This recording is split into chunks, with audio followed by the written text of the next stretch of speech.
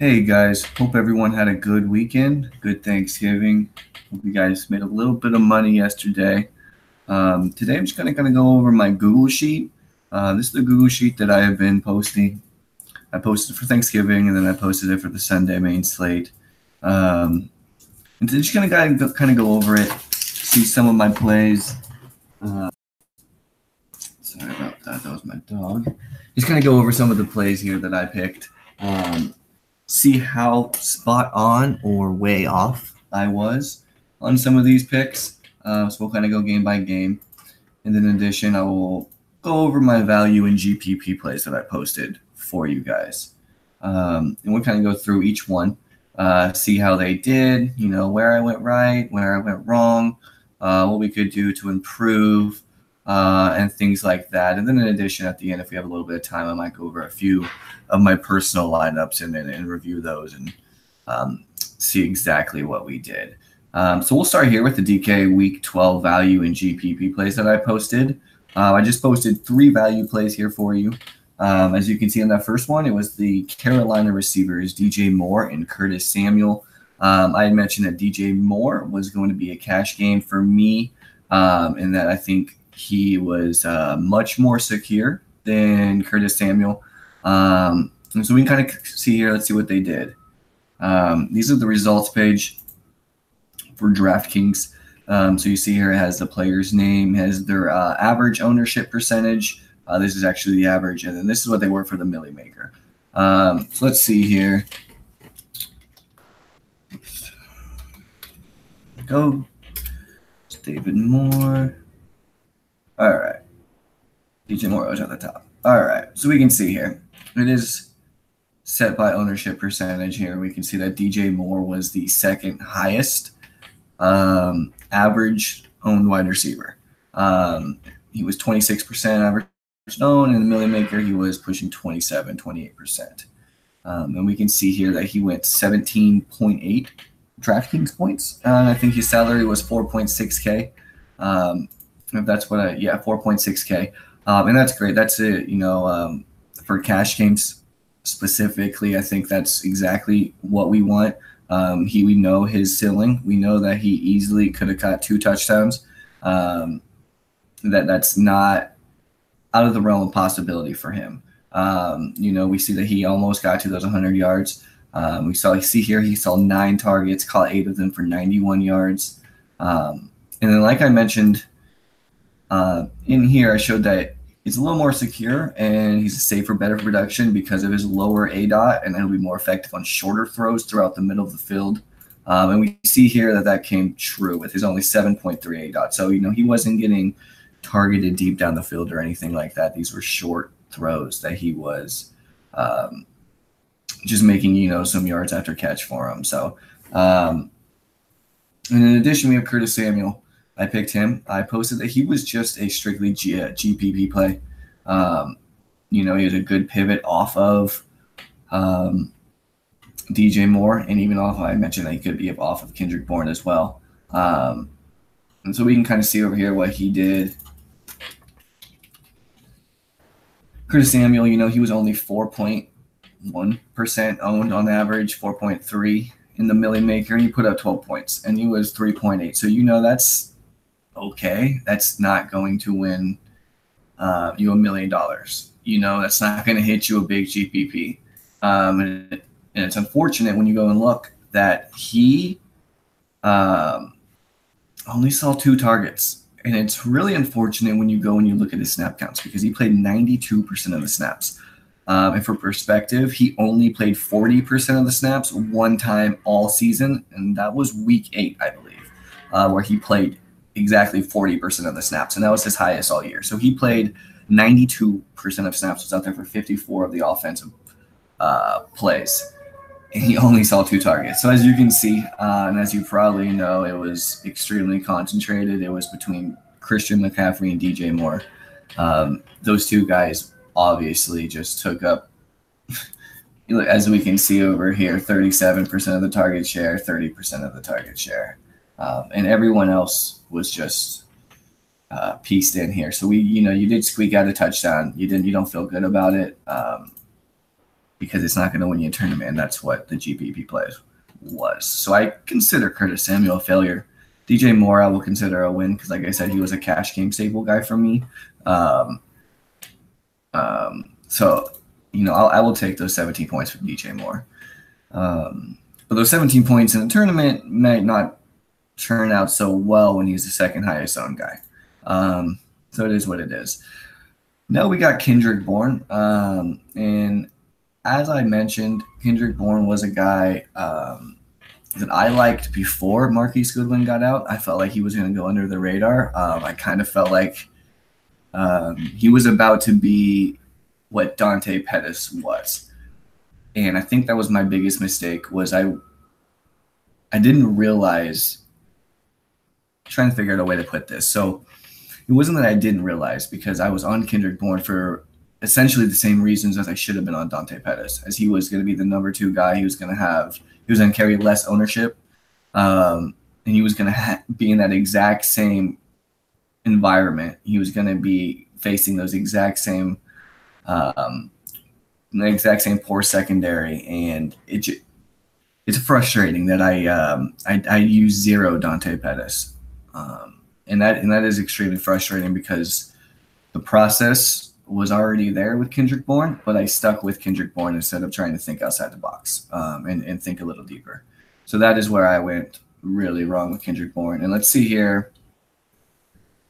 Let's see how he did. Let me kind of look at the results too. Let's see. All right, so we see he came at 9% owned, and that's not too bad. It would have been obviously that 3% here that Dante Pettis would have been. That is exactly what I kind of was hoping Kendrick Bourne would have been before the Marquise Goodwin news. And 4.7 points didn't cut the mustard. It just didn't work.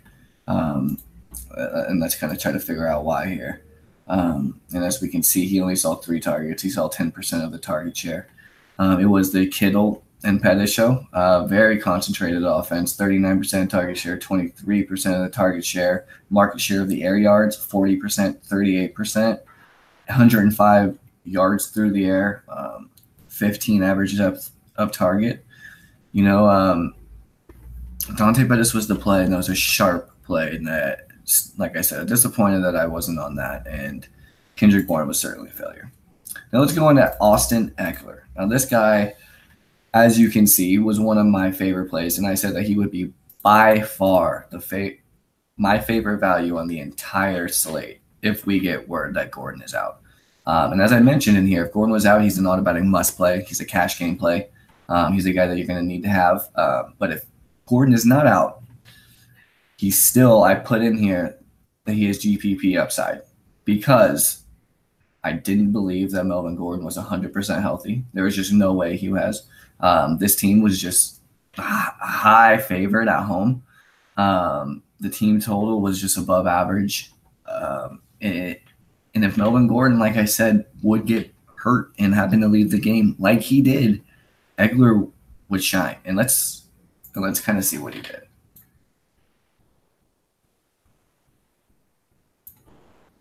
I appreciate you guys bearing with me here. This is my first video that I've ever made, so going through the motions here for the first time with you guys. Okay, so let's see. Austin Ekeler, he saw 11 targets, led the team, 35% target share, 68 yards. That is, we take that all day. In addition, it doesn't show here, this is only for the targets and stuff, but I know that he ended up with double-digit carries. And I posted in here that if he ends up with double-digit carries, that he is a guy that you are going to want, and he paid off. Let's see the results.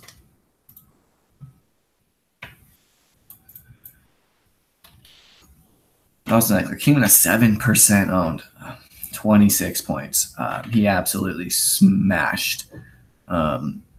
Even with Melvin Gordon coming in and getting 2 touchdowns, Austin Ekeler he is such an elite and efficient back when he is out there with Phillip Rivers. He's elite in the passing game. He's elite with his success rate.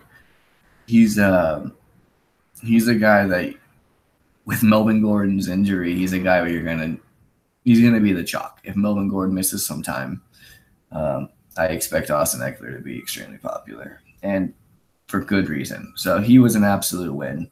3.8K, I think it was 3.8K, 3.7K, maybe, I can't remember. Oh yeah, 3.7K. Yeah, 26 points. Take that every day. All right, now let's go over the GPP plays. These are guys that I would be overweight on, and this was relative to the field. So this is what I expected their ownership to be. I would have more. I would have them high. Sorry, I would have them more owned than they would be owned, if that makes sense. Sorry, I've never really tried to say that out loud, and I just butchered that. But I know you guys know what I mean. So we can see Phillip Rivers. Like I said, I love Phillip Rivers, and like I said, this was mostly going to be beneficial if Melvin Gordon sits. Seeing that I am projecting this game is going to be more pass heavy if he leaves. We did not get that. Melvin Gordon playing took 2 touchdowns away from what I expected to be Phillip Rivers, what I expect to be Austin Eckler, and what I expected it to be Keenan Allen. And he took those away by when he played in that first half. And I think that did affect Phillip Rivers' ceiling. But Phillip Rivers was extremely efficient. Let's see. He came in, he was only 4% owned, and he put up 21 points. That isn't a GPP winner, unfortunately. Like I said, if those 2 touchdowns that Melvin Gordon scored, if Melvin Gordon doesn't play, and those go to Phillip Rivers, maybe that's a pass from Rivers to Eckler, another one from Rivers to Keenan Allen. We're looking at 12 to 15 more extra points over here for Phillip Rivers, and that does become a GPP winner at that ownership. But like I said, he was like a 95% completion percentage. He was just unreal. He was so efficient. He moved the ball so cleanly down the field, and that is exactly what I expected. I just wanted it to be a few more touchdowns with those 300 yards, and we weren't able to get all that. But at 5,800, I think that he was still a fine play. He was honestly probably better to be used in a smaller injury tournament, a tournament that you have 1,000 to 2,000 people at the most, where you don't need that blow up spot like the Millie Maker. But I will consider Phillip Rivers. It's weird because my best lineup of the week actually has Phillip Rivers, and we can go over that one later. So that's tough. But I will consider him actually a loss. So let's go over here to Case Keenum. And this was an absolute loss. And I'm going to kind of speed up here. I'm taking a little bit too much time. Case Keenum, he was a loss. I expected this, like I said, to be more of a blowout. As you can see, I had a lot of people in this game. I had Case Keenum, James Conner, and Antonio Brown. And I even used a lot of Emmanuel Sanders, who did end up paying off.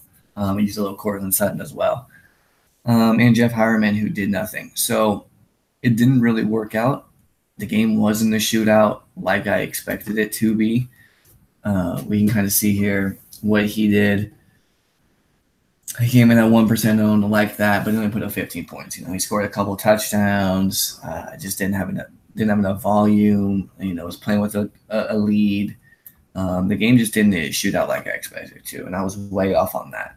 I was expecting some explosive type plays with this team that just didn't happen from either both sides of the ball, really outside of Juju Smith, which is infuriating because I was really heavy on Antonio Brown this week.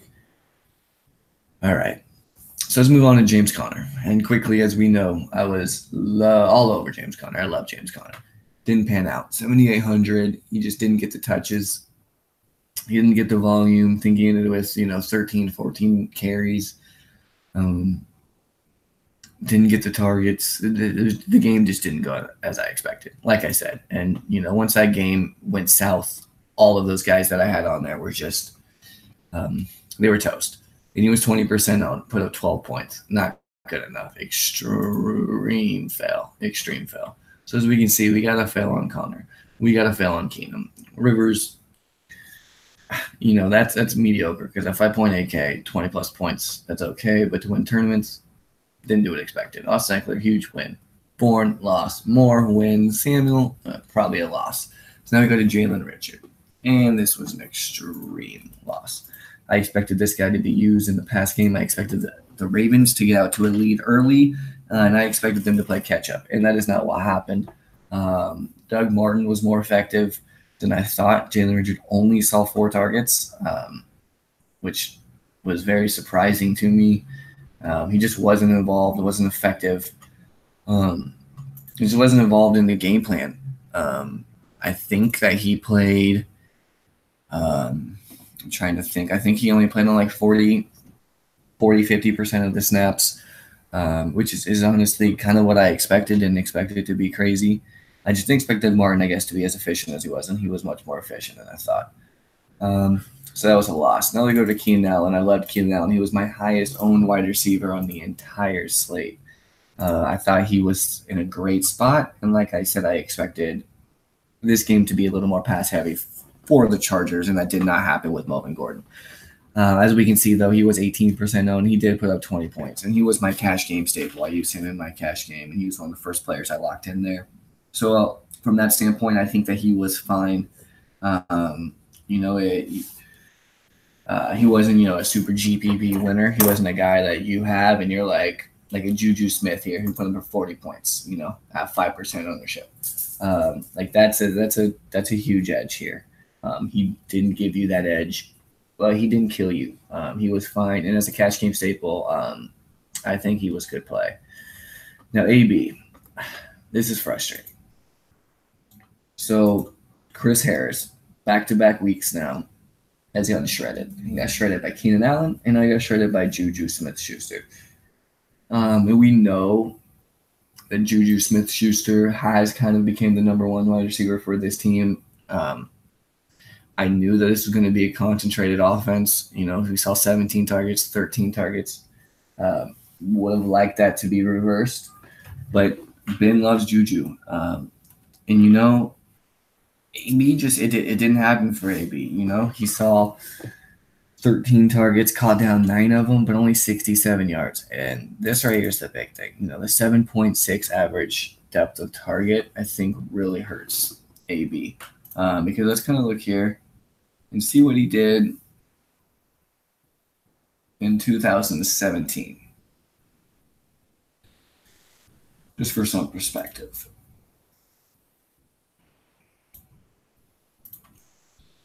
Sorry.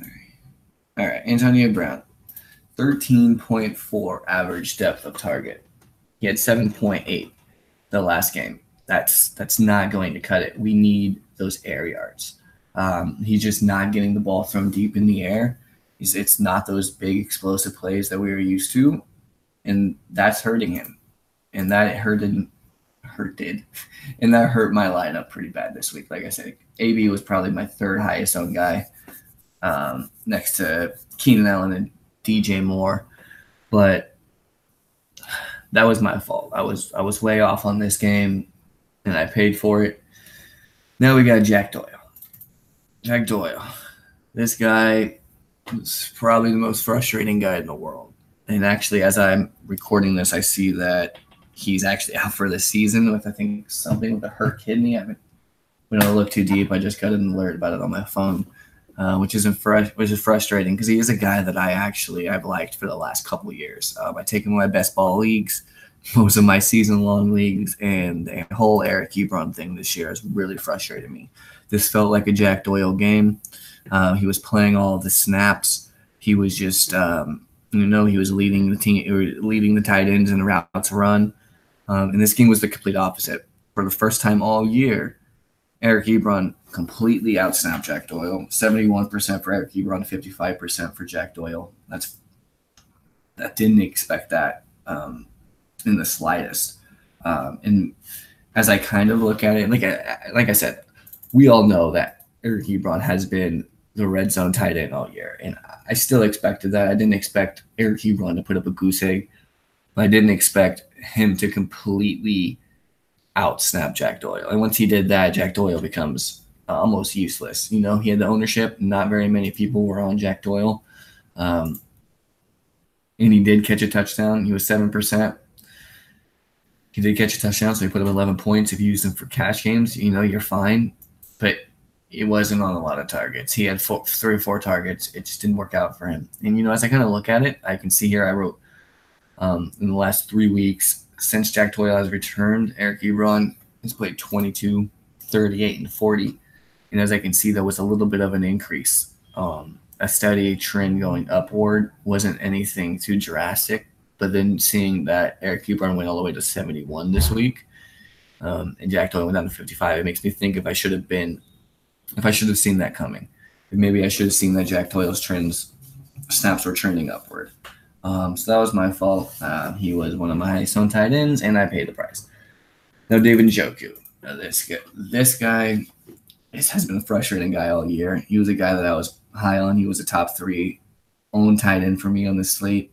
That game became a shootout, and that was big time for me. He saved a bunch of my lineups. I used him with a Chubb. I did actually brought back in with Andy Dalton. I can see if I can find that lineup and show you guys that lineup with Andy Dalton getting hurt. I got to use Boyd and John Ross, and it's just Andy Dalton kind of killed that one. But David Njoku, he had a good week this week. As we can see here, he was not highly owned. He was the 10th highest owned tight end, came in at 2% ownership, and he put up 17 points. And when you put up 17 points at 3.8K to ownership, you are going to be very useful, especially with the chalk of Cameron Brate. He would put up 11 points, got a luck buck touchdown, but he was 17% owned.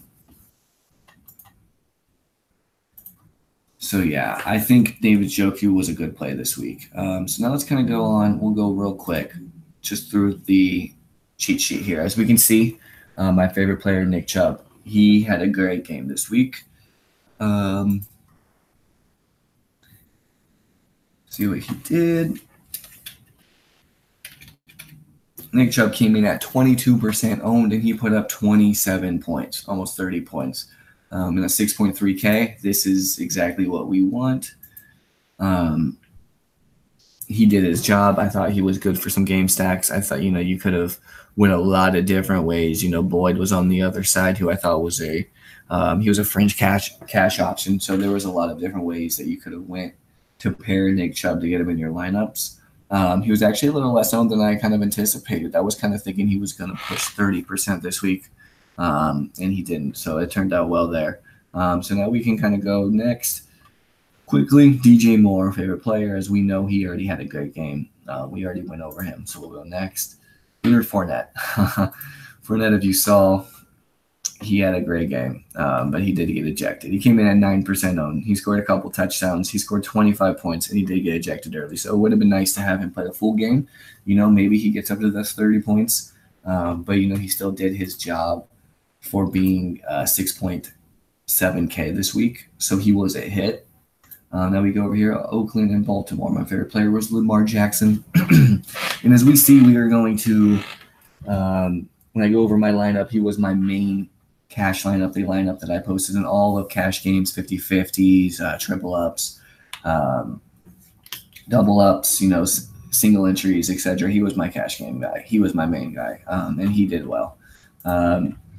He came in relatively high owned at 14.5%, the third highest on the slate, but he put up 22 points at 5.7K. We'll take that. That rushing floor, you take that all day. Sorry, getting sidetracked. All right, now we got here San Francisco, Tampa Bay, George Kittle. George Kittle did not have that good of a game. He had the targets like we've seen, but he only put up 11 points, and he was 6.3? 6.2K. He was right there next to Ertz. So with Ertz having that big game, it really hurt George Kittle. I ended up not having very much of him because I used a little more Ertz, but yeah, he did not pan out. Now we go over here to the Giants and Eagles. We got Josh Adams at 3.8K. Josh Adams had a touchdown run, a 50-yard touchdown run in their first possession of the game, I want to say, that was called back. And then for the next couple quarters, he just looked like he wasn't getting any work at all. But then he did end up getting a little bit of work late. He did get a touchdown, and he ended up scoring 16 points at 3.8K, which was, that's a great play. And especially for cash, you take that. You take that every single time at 3.8K, a guy getting the bulk of the workload, and he is able to skin the box. You take that.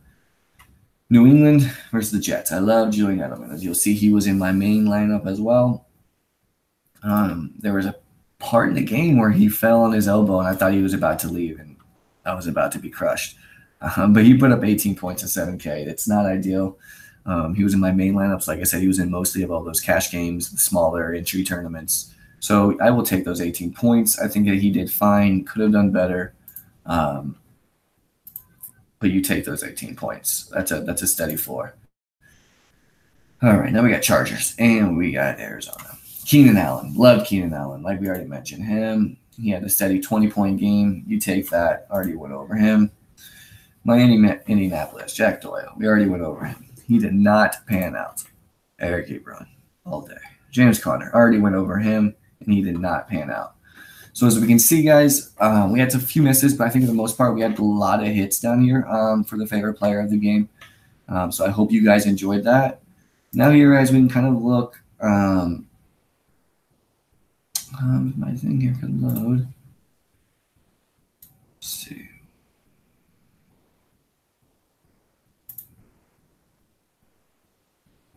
Sorry about that, guys. All right. Let's see. I'll pull this up right here. So as we can see, my main lineup of 27 entries. This was the one that I put in all of the 50-50s, all of the head-to-heads, single entries. It was able to cash about 70%, I think it was, of my head-to-heads. It was able to cash in the double-ups. 158 points wasn't, it was a high-scoring week this week, so, I don't think it cashed in any of the tournaments, but it did its job. I made some money this week based off of that cash games, those 50-50s, those head-to-heads, some of those triple-ups. That's how I made some of my money this week. It wasn't a good tournament week. I entered this one in the single entries. It did not pan out. As we can see, I went with Lamar Jackson and Gus Edwards. I had Josh Adams plugged in there until the Alex Collins news came out. And then once that happened, against this Raiders defense, I felt really comfortable with rolling with the correlation of Lamar Jackson and Gus Edwards. I thought going that quarterback, running back, that rushing attack, I felt like was a lock for, 35, 40 total fantasy points, with some upsides if we could get a screen pass to Gus Edwards, which I didn't know what the probability of that probably wasn't the highest. But I still feel good about it. He was 4.4K. Josh Adams, $600 less, and outscored him. And so as you can see, I made that switch and ended up leaving 600 up here. So ultimately, I think what I should have done was move the 600 after I made that switch and go up to go up from the Eagles. And I didn't do that. As I saw Alex Collins leave, Gus Edwards was the guy I plugged in, and then I went to go make all my other lineups down over here.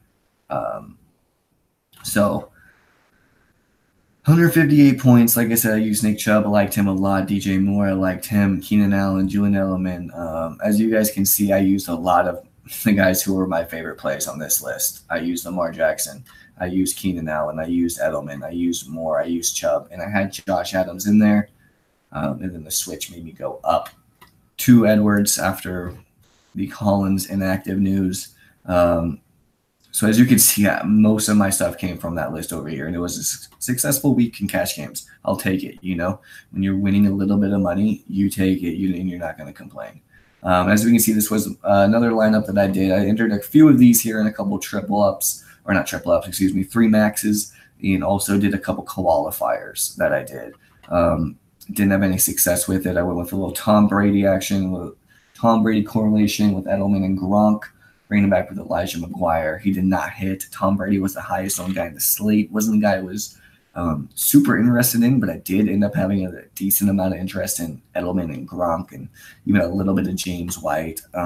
So when I have interest in a lot of these skill guys from that team, it makes you have interest in the quarterback a little bit. So I went with that, and it didn't work out. As you can see, I used McCaffrey. That helped the lineup huge with, John Brown busting, with Elijah McGuire busting, and the Sterling Shepard that I tried to pivot off of the popular OBJ did not work. So as we can go here, first I'll give you guys a little idea of my process. So after I make my initial lineup, this main lineup up here, I make this, and this lineup that I'm kind of focusing on throughout the whole week. And then late on Saturday, early Sunday mornings, I make 20 to 25 other lineups that I will do by hand. So I don't like to use an optimizer. I will have the stacks that I plan on using, the correlation plays, and all that written down. So then I'll go into abilities one, use that stack, cross it off, and I put in my pieces there. And I have a tight player pool generally that I have, and I will just alternate swapping players and swapping some of my favorite guys in and out. I have found that this has been more successful for me than using an optimizer. I get a chance to build the lineups myself. I'm still using a tight core. I'm still using the correlations in it. And with this, it comes a lot of variance. It's extremely volatile. So as you can see, you can get some lineups here at 113. That was a stinger. But then you can kind of come down here and you can get a lineup a 203, which was one of my best lineups of the entire slate. Which is kind of crazy to think that I only cashed 3 lineups out of the 20 that I entered into the 20 maxes. And I think I only lost a couple of dollars in the GPP. And it was because when you hit, your plan isn't to always, cash all 20 of those lineups. Your plan is to come in first place. So you need one lineup to be able to come in first place. So I found when I do this, the variance, there's a lot of variance there, but your lineups have a chance to smash.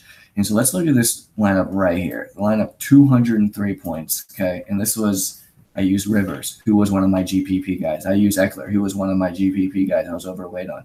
Keenan Allen, who I also mentioned. Josh Adams, who was one of my favorite plays on the slate. I used these guys in here. And as we can see, when I went over to Phillip Rivers and I went over the Keenan Allen and Austin Eckler into my value plays of the week, that if Melvin Gordon doesn't get those 2 touchdowns, if Melvin Gordon does get, very limited from the get-go, which I thought he could have been, and he doesn't get that workload, and he doesn't get those touchdowns, and Rivers gets those touchdowns, or Eckler gets those touchdowns, Keenan Allen gets those, and you start doubling the points. And the next thing you know, you're adding, 15 to 30 extra points here onto this total. And then you're pushing 230, 220 points, and you're coming into some pretty solid cash in there. So I liked the process. The process was there this week. I'm always about the process over the results. And it worked. I went with the complete Chargers onslaught here. As you can see, I went with the defense as well. I didn't bring it back with any Arizona guys. I just didn't think Arizona was going to be competitive. I just thought this could be the game where Rivers goes off. And if MG doesn't do anything and I got Eckler, we could be cooking with fire. But as you can see, guys, I think I had an 80 somewhere around here. As you can see, it's 60. No, that was there. I can't see exactly where it is here, but I had an 80-point game as well, 113, 118. So we're not going to hit every single time, but that's okay. So, guys, I hope you guys enjoyed that. Like I said, this was my first time that I've gotten to do this, and I enjoyed this. Hope you guys find some interest in this. I'm going to actually thinking about posting a maybe a little first look type video here either tonight or maybe later on during the week, tomorrow or something, if I get a little bit of time. So I hope you guys enjoyed this. Let me know if you guys have any questions. Shoot me anything you like. I get a bunch of messages from you guys, which is totally fine, asking me questions, and I enjoy that. I love the interaction. So I hope you guys have a good rest of your week, and I will talk to you later.